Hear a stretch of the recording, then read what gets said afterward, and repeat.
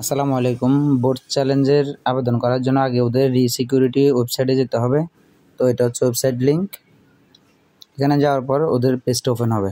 Open হওয়ার পর এখানে আপনার বোর্ডটা সিলেক্ট করতে হবে, তারপর রোল নাম্বার, তারপর রেজিস্ট্রেশন নাম্বার, পরীক্ষার ফল, ধরন আর ফাঁসা সাল, এটা কিছু করা লাগবে না। তো আমি বোর্ডটা সিলেক্ট করতেছি আমার চট্টগ্রাম, তারপর রোল নাম্বার দিয়ে জমা দিব।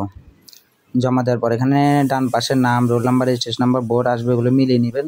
তারপর বাম দিকে 2 ঘরে আপনার মোবাইল নাম্বারটা দিবেন। ওই মোবাইল নাম্বারে বোর্ড চ্যালেঞ্জের রেজাল্টটা জানিয়ে দেওয়া হবে যখন রেজাল্ট দিবে। তো চেষ্টা করবেন নিজের নাম্বার দেওয়ার জন্য। আমি নাম্বারটা দিয়ে নিই।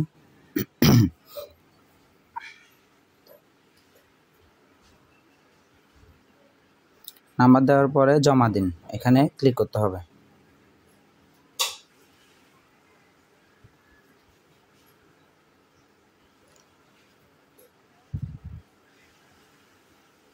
ওকে, দেওয়া শেষ। এখন এখানে আপনার যে যে বিষয়গুলো ফেল ওগুলো নির্বাচন করতে হবে। আমি ইংলিশটাকে নির্বাচন করব, যেহেতু ইংলিশ ফেল।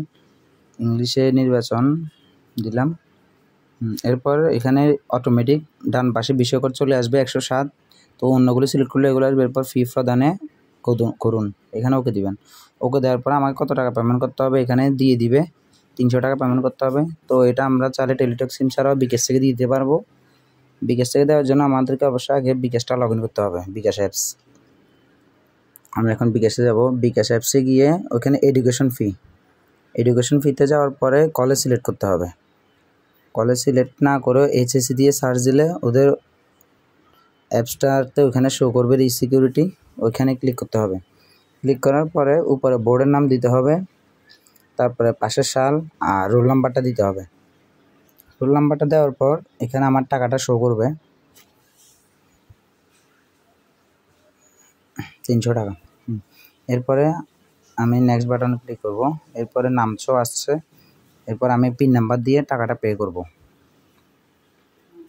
ওকে, আমার টাকা পেমেন্ট কমপ্লিট।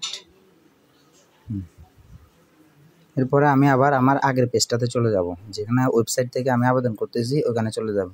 এরপর এখানে জমা দিন লেখা আছে, ওখানে ওকে দিব।